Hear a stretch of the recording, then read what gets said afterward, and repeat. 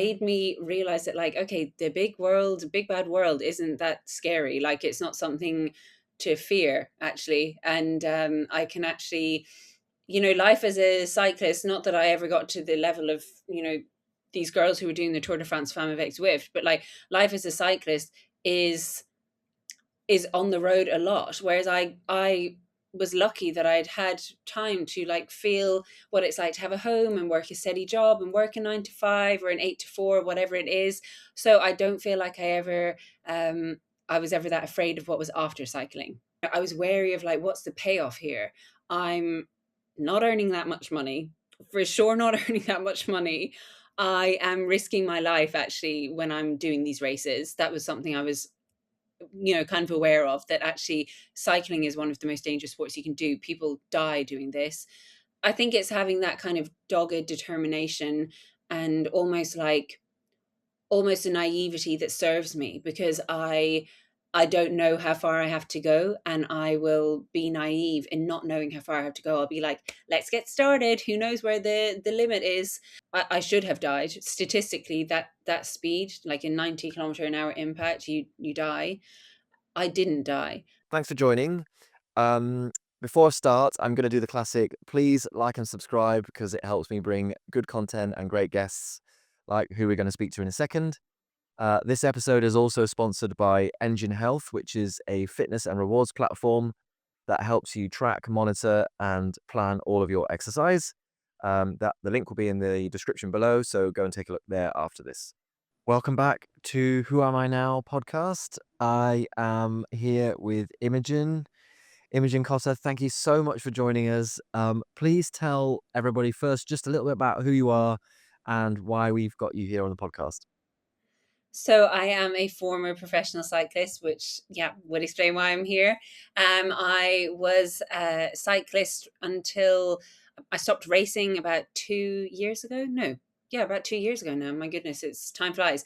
And I was a professional cyclist for only 2 years and former Irish national champ. But I think that a big part of my story was probably how my career was maybe got off to a bad start. I was basically signed to a professional contract, and within 2 weeks, I had a massive life changing accident when I was hit by a car when I was out riding my bike, which came to kind of sadly probably define my cycling, the end of my cycling career. But up until then, I had really enjoyed racing. I'd lived in Belgium, I'd lived in Mallorca, so my bikes kind of brought me all over the world. And after I stopped racing, I think I've come to actually enjoy it a bit more now. So Well, yeah, I have it. that's good. Let's go back. Let's go back to the beginning. I want to talk about as a kid what was your relationship with sport at the beginning? And when did it become cycling? My relationship with sport was that all throughout my childhood, I was just doing something. I was running when I first got started. Then I moved on to swimming. So I was swimming from the age of about 8 onwards. And I think as a result of doing those two anyway, it kind of became oh, why don't I try cycling a bit? And then I got into triathlon. So I was doing triathlon, but went back to really focusing on running after a while because triathlon was super expensive and difficult to navigate on my own. So I was, yeah, very active as a child, doing all of those sports, got into triathlon, and then went back to athletics. And I was quite good at athletics, but very prone to injury, which is where cycling came in. I would constantly be going through phases of have a great building block in athletics, get very injured with a stress fracture or something, and then I got on the bike. And it just became this kind of, it was something I'd always go back to whenever I was injured. And I then realized that I was kind of okay at it. And that's when I actually tried out for a talent transfer program. So I had finished university, I studied sports science, and I moved to London. And it was just maybe a year into working in London that I saw this advert on Facebook for a talent transfer program. And I said, okay, this looks like something I could try out. I've always had like, cycling's always been in the background. I've always dabbled in it. but let me give it a shot, see how good I actually am. And yeah, I kind of went into cycling through a high performance pathway immediately. And it kind of feels like over the years, I've now come back to just doing it. Like I've done the opposite to what people do. I went in at high performance and now I've come back to just, oh, I can cycle to get a coffee now. So I've had a funny relationship, I think, with cycling. Yeah. So going back to the athletics, what competitions were you doing at what level? Like how was that something that you were working towards? And tell me a little bit about, like you say, the injuries coming in and out, which is where cycling was kind of permeating into that sport. What was going on for you there, and what age were you kind of doing that at? That was probably my late teens. So I would say when I was about um 16, I got really into a serious training group in athletics, and I felt like I had a really great group around me, really good coaches. I was with Ennis Track, which is a local athletics club, but they had a great coaching setup, and I felt like I was really encouraged there to train as much as I wanted to. Like I was given a lot of guidance, and I think that was my first kind of brush with elite sport. I kind of had that elite sport mentality drilled into me a bit then, in terms of like how you recover well, your stretching, how you approach an important training session. It was all kind of drilled into me then. And sadly, it was also, injuries part and parcel of sport. Of course, you can't have a successful sporting career without some kind of injury or setback at some stage. But I do feel like I was maybe my biomechanics weren't great, so I would have I would get, I'd have a setback in terms of I'd get a stress fracture in my foot, and then I'd be off for a few weeks, and it was very mentally difficult, I would say, but I was so determined physically. I would just like train through anything, which is probably where I get the stress fractures from. Yeah, sounds that's there's actually a common denominator there across lots of people that I've spoken to when they get, well, first of all, to get to an international level or a high level, you need that mentality which is pushing extremely hard. And then you always run the risk of pushing through things that you should have maybe backed off from. And yeah, that's a challenge. Did you face any particular challenges to become, were you full time at that time as a teenager? Were you like, or were you still in education? Yeah, I was still in education. I was always taking sport very seriously, but it was something that it wasn't ever earning me money. But I would treat it as a priority in my life, to my detriment. But I was never earning money from it. I didn't actually, from when I started taking sport seriously at 16 up until I was 28, I didn't earn money from it. So I was always just, working alongside it. I was either in university or working. It was only when I turned 28 that, well, I suppose when I was about 26, I was living in Belgium. So to kind of go back, I you know, tried out for the talent transfer program and I got onto it. And I had a year where I didn't work and I burnt through all of my savings, and I moved out to Mallorca with the national track squad in Ireland. So I was living out in Mallorca for a period, but I wasn't earning any money. Um, and after that, that was when I moved to Belgium. And that's where I began to think, okay, maybe I could be a professional road cyclist. Maybe I'm not actually that bad at this, and I'm in the perfect place to learn everything that I possibly can. And so that was when, yeah, I moved to Belgium, and uh, I had, I had a few jobs on the side. Racing was my priority, but I worked as a cleaner, I worked in a bakery factory. I worked as a post lady, as a cycling coach because I'd studied sports science. So I was always working alongside the racing. That's really interesting because I think you sounds like you had already quite a lot of varied experiences. Like lots of people I've spoken to who got to your level actually were very one trick, one track minded, didn't do any of those other things. Even like myself, left school at 16, didn't do higher education to pursue the career, the sports career. Do you think having the character that was prepared to support your passion of cycling, doing those other jobs, which are not particularly glamorous, do you think that has helped you and actually made you more kind of psychologically ready for life after sport? For sure. Like I had lived a whole life before I chose to get into cycling. I think that that was a huge benefit for me. I was so lucky in that I had gone to university, I'd gotten a degree, I had then gone out into the real world and like tried to get a job, and then I had also had time to figure out what I liked. I didn't know what I actually wanted to do even when I was in university. So I definitely feel that having had that time uh, before I got into cycling made me realize that, like, okay, the big world, big bad world isn't that scary. Like, it's not something to fear, actually. And I can actually, life as a cyclist, not that I ever got to the level of, these girls who were doing the Tour de France Femme avec Zwift, but like life as a cyclist is is on the road a lot, whereas I was lucky that I'd had time to like feel what it's like to have a home and work a steady job and work a 9 to 5 or an 8 to 4, whatever it is.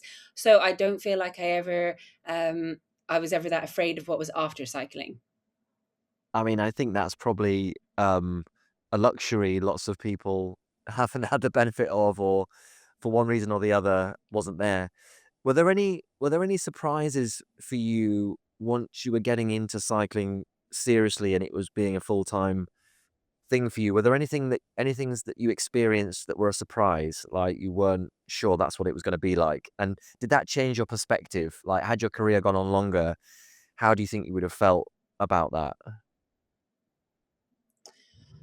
It was tougher than I thought. Like, I definitely, for the amount of work and training that I was putting in and the absolute, dedication, 150% dedication it required, realizing that even then, when you're doing all of that, you can still just be middle of the pack because you don't have the skills required to ride really confidently in a peloton.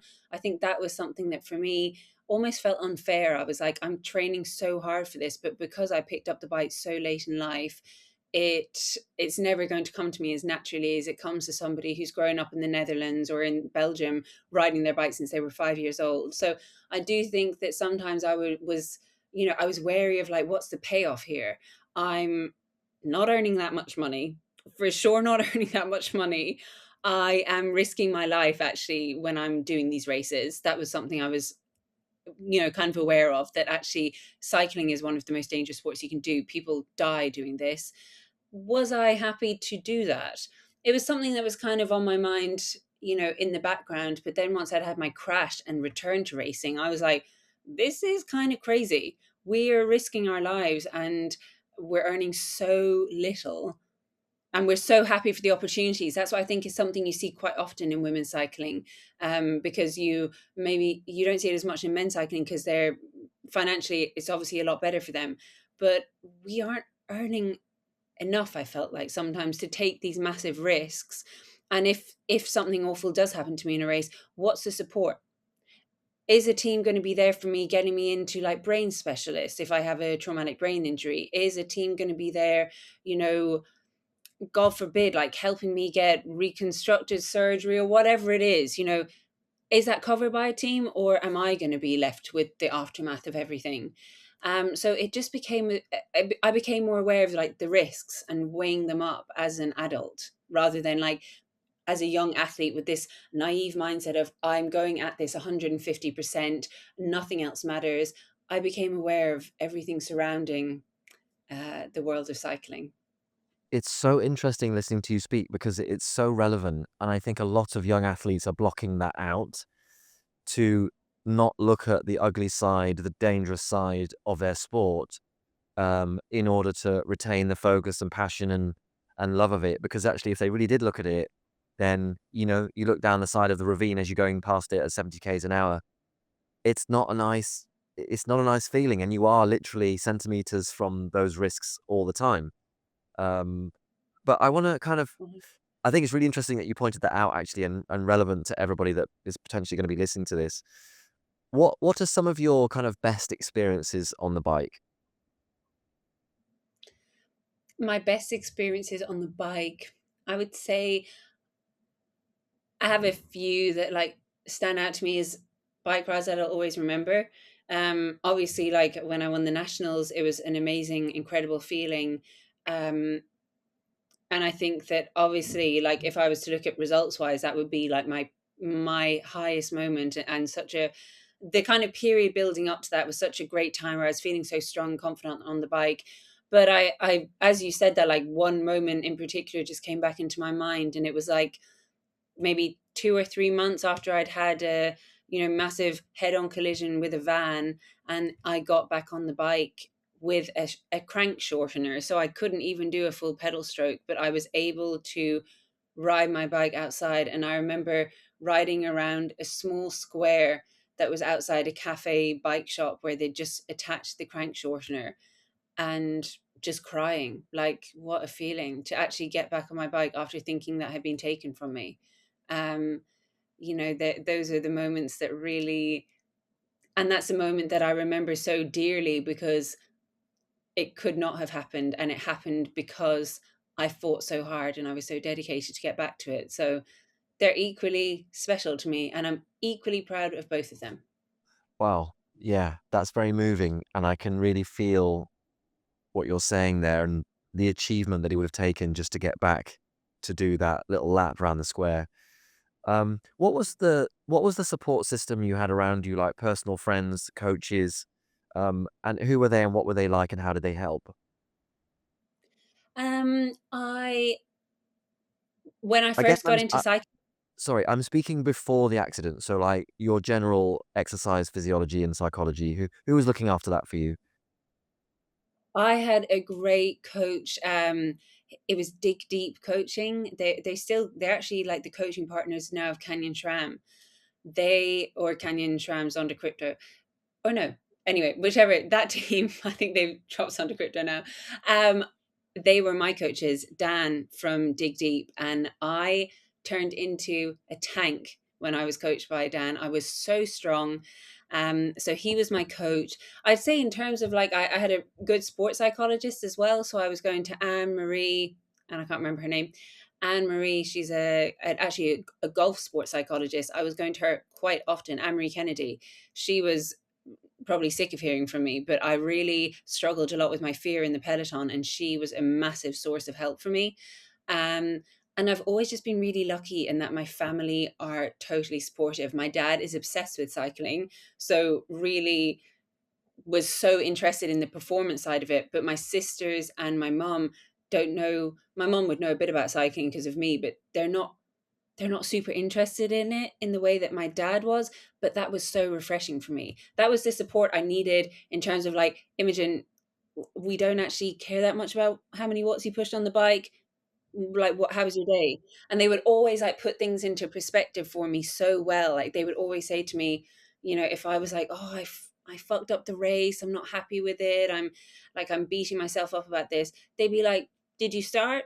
You started, you never have to do it again. Well done. And it was such a like, oh yeah, like, and sometimes, that was especially at the time when I wasn't being paid for it. Like I was choosing to do this. I was investing all of my time and energy into it, but I wasn't being paid for it. So actually there I didn't have the same like pressure or expectation of results on me that you would have if you were on a paid like professional contract. Do you think you've benefited from that coaching in other areas of your life? Yeah, like I think for sure, like the cycling coaching or the sports psychology. All of it? Any Yeah, part? I think for me, like I think my entire journey as an athlete from the age of 16 onwards benefited me throughout life, because I, first of all, developed a couple of things. Like I developed this grit. No one can tell me no. If I want to do something, I want to do it, and I will just set out to do it. And I had that when I was cycling as well. Like people would have looked at me and thought, oh, you started like racing your bike when you were 25, it's not going to happen. But in my mind I was like, no, I'm becoming a professional cyclist.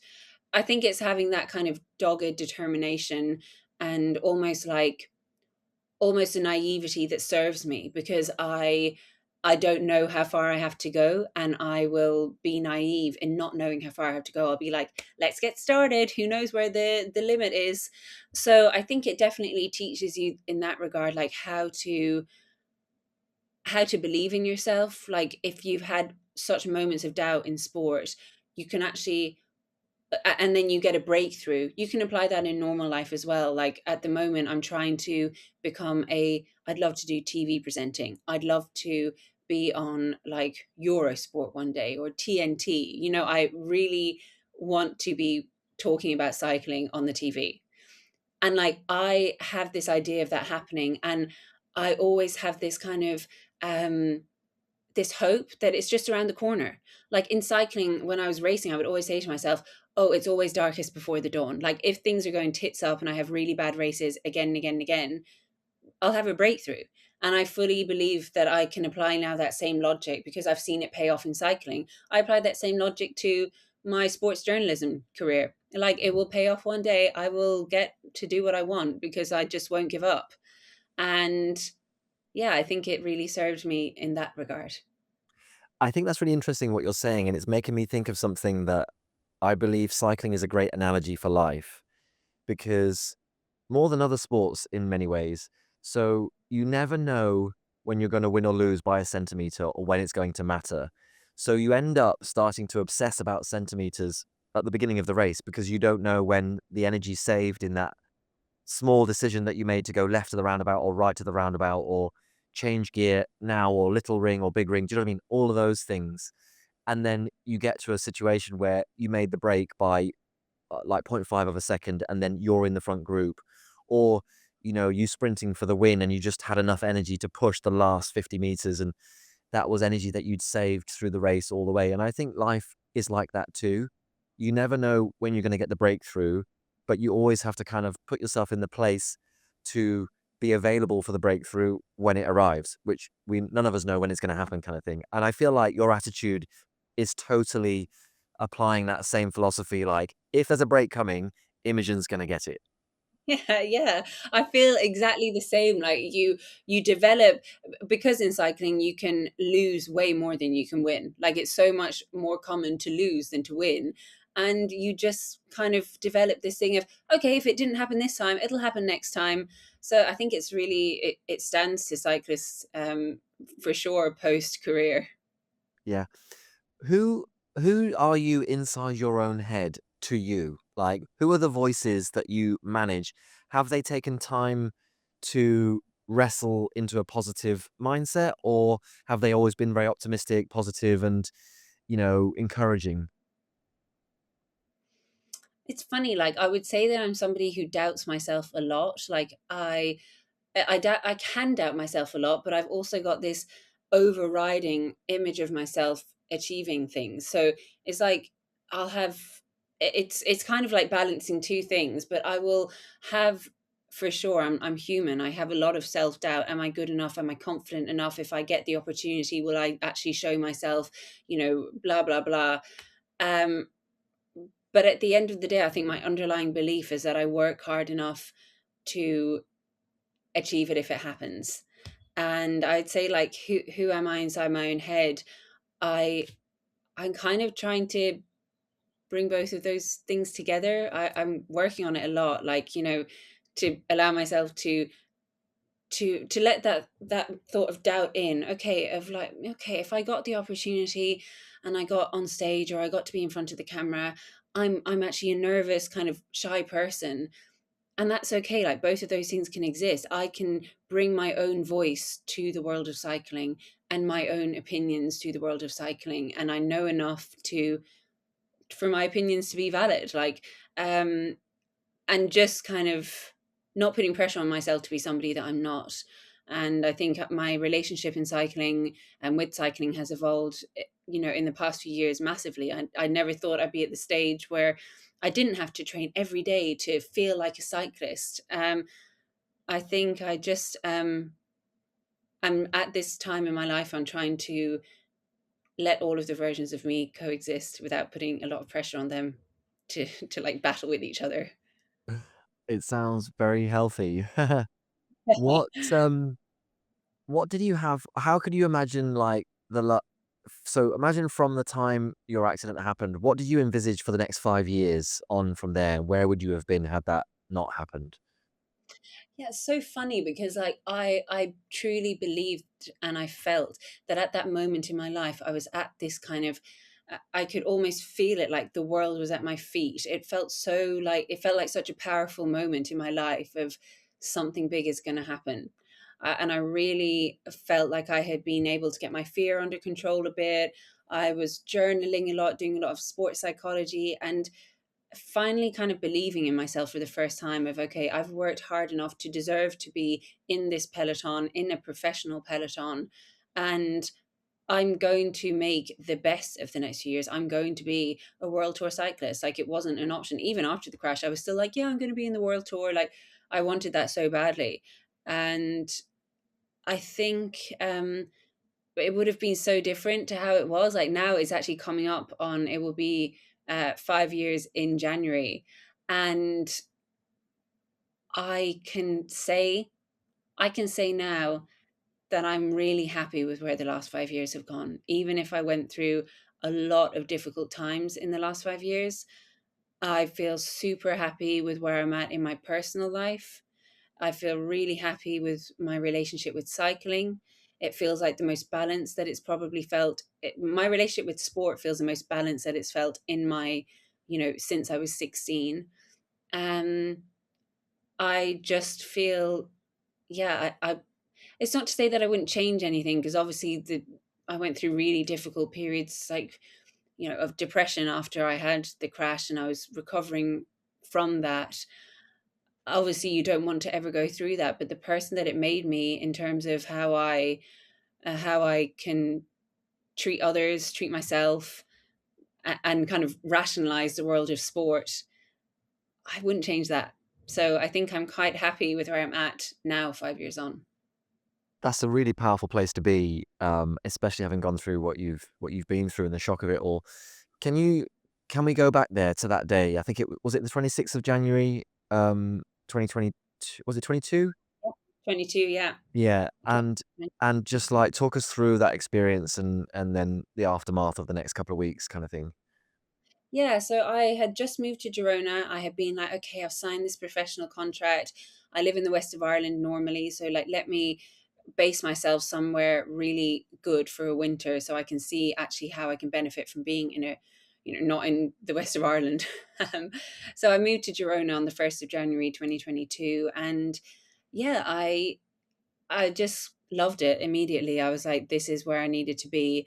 I was like, when I say I was strong, I look back on that, I was so strong. I was like, I'd been in the gym, multiple times a week. I was banging out huge numbers on the bike. I just remember feeling like a bit invincible. And I was also really proud of myself for having made that move. So I think emotionally and psychologically, I was probably in a really great time for this to happen, which sounds crazy to say, but they always say, if you're at that place physically when you have a crash or a big injury, you're more likely to make a comeback because you can remember how good you felt. So yeah, I got to it got to the 26th of January. I moved flats that morning because I just had a short term lease for the first few weeks. And yeah, I remember like moving into my new flat that afternoon, and I looked out the window and it looked out over Girona. And I remember looking down there and saying to myself, like, well done, because you made this happen. You've moved here. Look at you. You're in the sun. It just was a really great moment. And I'll always remember feeling that before I went out on the bike. And so, yeah, I went out on the bike and just doing a normal, like, 2 hour easy spin, and got towards home and realized that I didn't have enough. I was kind of running like the time. By the time I got home, I wouldn't have enough. So I said, okay, I'll add on a bit of an extra loop. And I literally added a loop around an extra roundabout, which maybe added 20 seconds to my journey. But I often think that is the 20 seconds that changed my life, because if I hadn't done that, I wouldn't have met the car. I was kind of coming around a bend after that, going towards home, and a car was driving on the wrong side of the road to take a racing line towards a side road. And he was going at about 60, 70 kilometers an hour. I was going about 30 kilometers an hour, and we just had a colossal crash. I mean, I saw pictures of the car a week afterwards, and I could not believe that I was alive. Like, it really was. I should have died statistically. That speed, like a 90 kilometer an hour impact, you die. I didn't die. I was so close to dying when I looked at the car. I mean, my head was maybe less than an inch from the metal post beside the window. If my head had hit that, I'd have died. But I didn't. I obviously I had a lot of other injuries. I completely like ruptured my quadriceps tendon, burst open my knee. Like it was very. I remember waking up on the ground and it just feeling very chaotic, and I could feel blood running everywhere. Like it just was. It was like a nightmare. But I survived, and I just remember waking up and immediately saying, "I can't believe I'm alive." Like it was an instant feeling of I'm so grateful I'm alive. I suppose the next 2 weeks after that were filled with a lot of just constantly in and out of the hospital. I discharged myself from hospital early because I didn't speak Catalan. I didn't know if I could stay longer. They told me I could go. I should have stayed. I went home. My parents flew in that evening. I was in a wheelchair. I was fainting all the time. I couldn't it was just a total mess. And yeah, I had that was that was 2 weeks of just a total blur. A lot of crying, a lot of crying mixed with being super grateful to be alive, mixed with what the fuck just happened. Did this happen to me? This shouldn't happen to me. I'm a professional cyclist. I'm always so safe on the road. Like so many conflicting feelings and never hearing from the driver. A lot of like I suppose what developed into anger at the time was just confusion. It was a difficult time for sure, and it got more difficult as the year went on. Yeah, and how did so you talk about the first 2 weeks being a blur and yeah, lots of crying, and I can imagine the shock running through all physical and psychologically every aspect of you. Talk us through, like, the next couple of months and how did that feel? When did you start to feel like you've got obviously gone back to that place where you got on a bike for the first time, but the thoughts where, "I can still do this. I not only am I still alive, I can get back to being, a physical athlete and someone who can perform for their living." When talk me through the kind of thought process there and the timeframes. Well, it's funny, like I kind of never gave up on the idea of being a professional cyclist. I think anybody would have looked at my injuries at my knee and thought, like, girl, you need to stop. And I was instantly like, okay, when can I get on the turbo with one leg? So I would cycle with one leg on the turbo. It's just crazy. I would go to the swimming pool and I would like, just swim without using my legs because I couldn't kick my leg properly. I didn't have enough range of motion. So yeah, it was even if I couldn't do what I normally did, I tried to find some way of doing something that felt a bit normal. And that's what I would say to anybody, like going through trauma now. If I look back on that time, I can say, like, the one thing that kept me sane was doing something that felt a bit normal to me. So any bit normal. And I would say that to people who are going through, like, who are grieving, who are, going through a massive identity adjustment in terms of maybe changing career or like becoming a mom, whatever it is, like finding something that makes you feel a bit like you and doing it in whatever capacity that you can is just like a little way of reconnecting with yourself every day. And that's what I did. I just did what felt normal to me. And it took me, I definitely wasn't back on the bike very quickly. I wasn't back riding outdoors until the June. And even then, I look back on that, I think I should have taken the rest of the year off. Like I was not mentally in a great place. Um, but yeah, I was just really determined. I just thought I'm not going to let a driver's actions dictate the course of my career because it was going to be great and I still want it to be great. And how did you build up to that point, in the square with the shortened cranks? W Like, give us the sort of month before that, and then you've talked a little bit about already the feeling and that being one of the best moments on a bike, to get back to, which is incredible, and I can really feel, your the emotion attached to that. But yeah, just give us the steps, if you like, that preceded that. Well, it's funny because even though it's something that is so normal to me to do, to cycle, it still felt so scary to do. I remember getting on the bike and thinking, "Oh my god, I don't know if I can do this. I haven't ridden my bike outdoors in now it's been months." So I remember it feeling so momentous, but at the same time, it was just something I was like, "Okay, this has to happen. I'm not going to like overly load anything with emotion right now because it doesn't serve me to like tap into that incredibly deep well of emotion that is waiting under the surface. I just need to keep putting one foot in front of the other. So my kind of approach to everything was very factual. I'm not getting overly weighed down in the emotions of this. I'm just keeping everything kind of, under the surface. And of course, that's not very healthy. Like eventually, after 2 years, my body, from like suppressing all of that trauma, it was just like, pump the brakes, we can't do this anymore.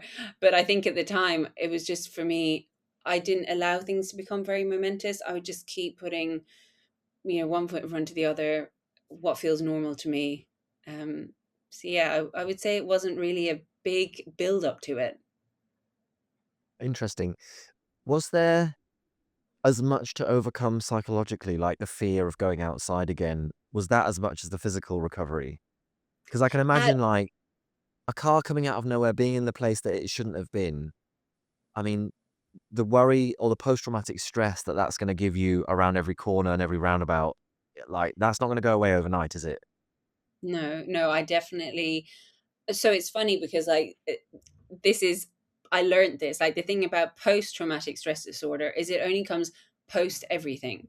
So I actually didn't have it initially. I would go out on my bike, once I was able to cycle again from the June, July onwards, I would just go out on my bike and, like, I'd never thought about anything to do with getting hit by a car again. It was like it was something in the back of my mind, but I was like, I'm back riding again, this is what it is.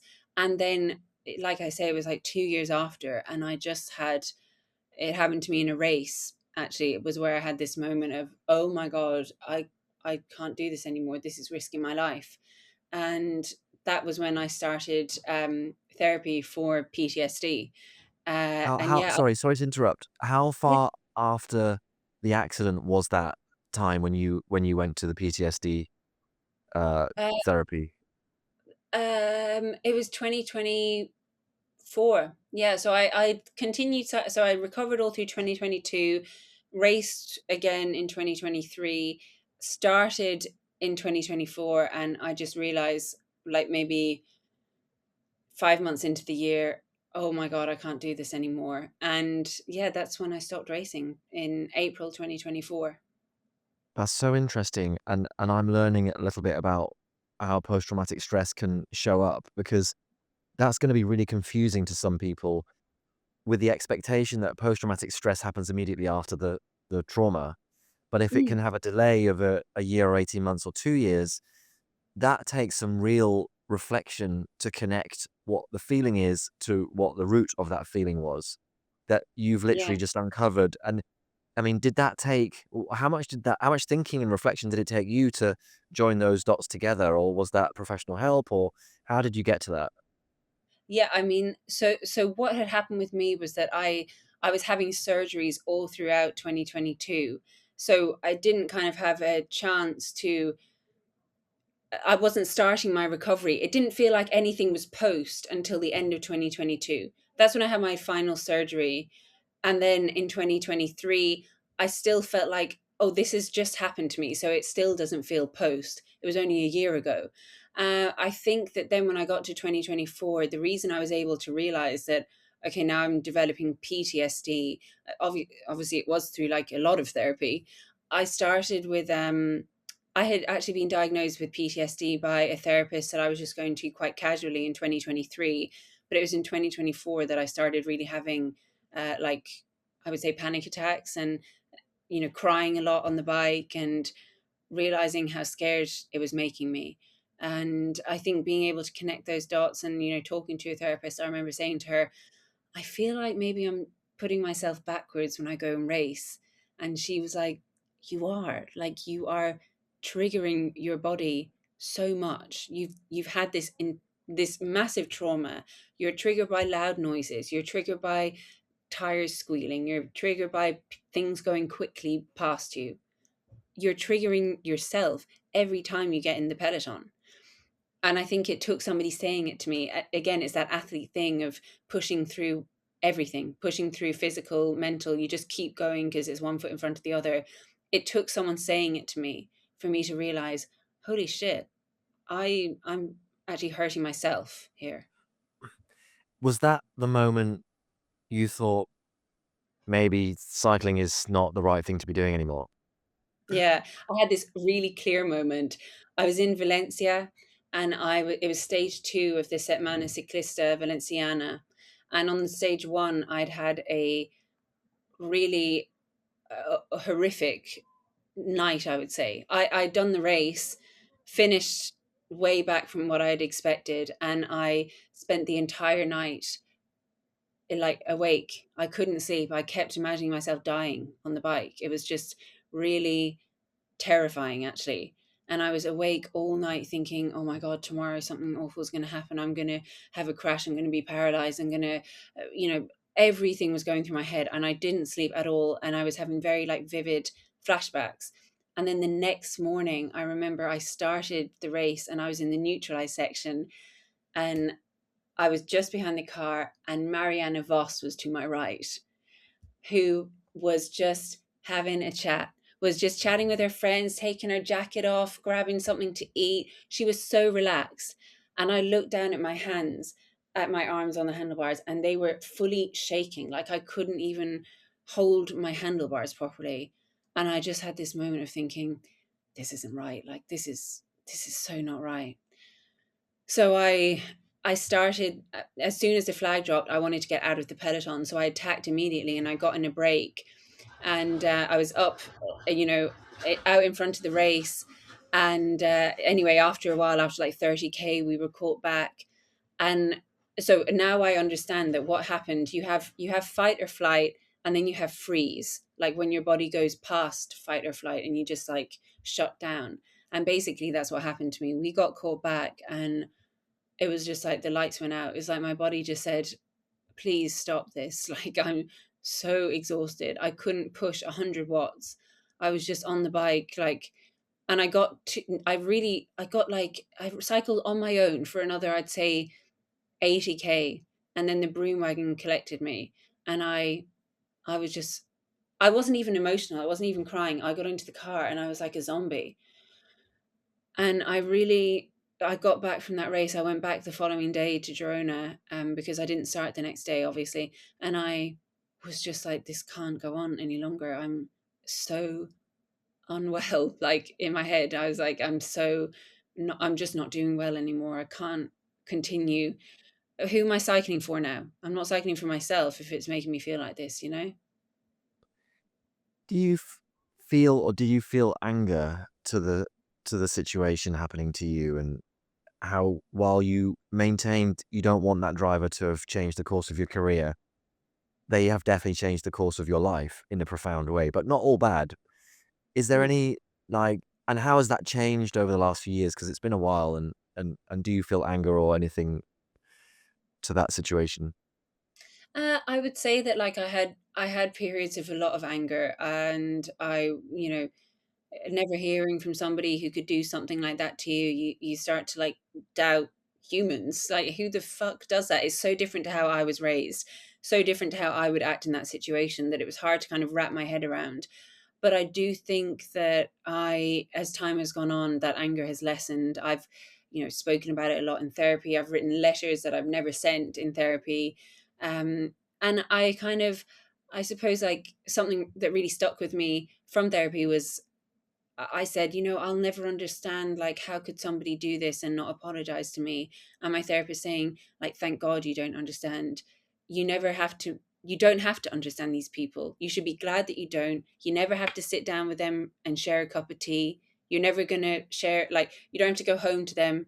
This is just somebody bad who did something bad, who can't take ownership, and you don't have to understand them.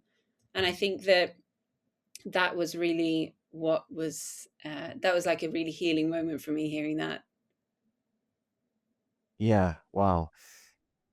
You sound so balanced talking about it, and even if you hadn't told me lots of what you said already, because I don't know this about you, by the way, we know each other kind of within the industry, but not personally like this. I'm listening to the way you're speaking, and there's no wonder you're able to be so balanced, so have such a healthy perspective on such a traumatic situation, because you've invested so much time and energy into what makes you tick, what you're going through. Like I said, understanding the lag between the trauma and the PTSD, that would just spin people out for a decade, like, easily, not understanding, and it could ruin marriages, it could ruin relationships with children, your own children, I mean, and you've kind of used an alchemy to make that understood, give it a place in your life, make it not purely negative. I mean, it's such a profound achievement, and I'm really quite kind of blown away by how well you've managed the whole process because, like, it's so tricky, and to get to that level of what feels like peace for you and Yeah, acceptance is yeah, huge. yeah. I really appreciate that, and I think like it would be remiss of me to not say that it's been a lot of work. It has. I've worked on this probably every day for the past, 5 years or 3 years at least since I started therapy, and it's something that I constantly have to remind myself of. To actually weave it into my life as like this is something that happened to me, it's not something that's still going on, I can take lessons from it, it doesn't have to define me. And I'm kind of at a nice period now, like for so long it felt like it was something that was all the time in my mind, and now I'm like I can reflect on it and be like, oh, that was really painful and it was kind of unfair that that happened to me, but I'm in a really happy place now, and I can also take peace with that, I suppose. Yeah, for sure. Have you replaced what competition used to be for you? Do you have something else, that you use for your competitive outlet? Mm, I would say like I'm still trying to be good at things. I wouldn't say I'm really competing against other people now. I'm kind of more looking like internally. So I am planning to do a marathon in December and I have a big goal that I want to achieve for myself. I'm not looking at what other people are doing, and I think I've gotten a lot less interested in that. Like what are other people doing? There's I suppose for me there are different outlets for me. Like I want to do the running thing. I'm also like uh really investing a lot of energy into my media career and hopefully expanding that.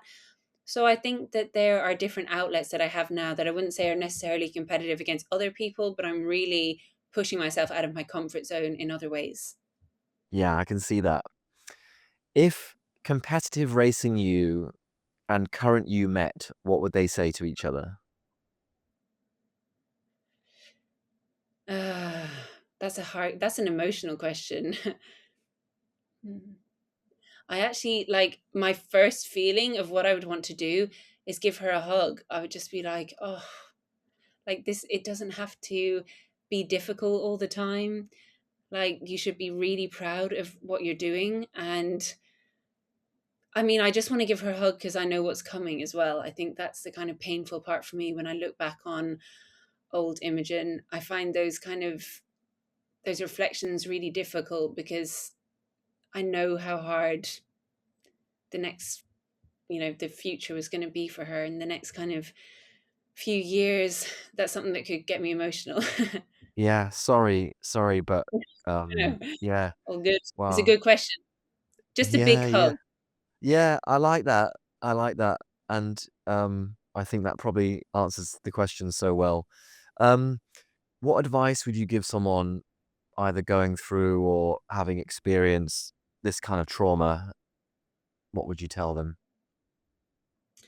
I would say not to be afraid to reach out to people, that like even if you feel like a burden to people, it's actually a really healthy thing if you just want to talk about this massive life-changing event a lot. Don't leave it bottled up because you need to just be verbalizing it and like talking to people about it, and there are people who love you who will listen to you talk about it all day if you need to get it off your chest. And don't be afraid to feel like I for sure was very hyper independent. I didn't want help from anybody to my detriment. And like I would say now, build the network. If somebody's going through it, people want to listen. There's such power in sharing your story and like connecting with people who've gone through something similar. And yeah, just don't be don't be a soldier. There's no need to be. That's great. Imogen, that's everything I've got to ask you, and, it's been a really great interview. Thank you so much. You've shared so kind of intimately and honestly and genuinely. I've learned things about you that I'm like, wow, you're amazing. Thank you so much. It was a really like easy chat, and I really enjoyed, yeah, like exploring this kind of, yeah, this part of my life post cycling career. Yeah, and what's clear is you've got so much more coming. It's obvious, you've got such a great attitude. So we'll have to do a follow up one day. Yeah, once I'm a presenter, and then we can do like another 5 year recap. Yeah, that's great. Imogen, thank you so much. That's all for today, and I really look forward to this coming out and hopefully the impact that it makes on the audience because I think it's going to be a really great episode. Yeah, thank you so much. I really, really enjoyed it.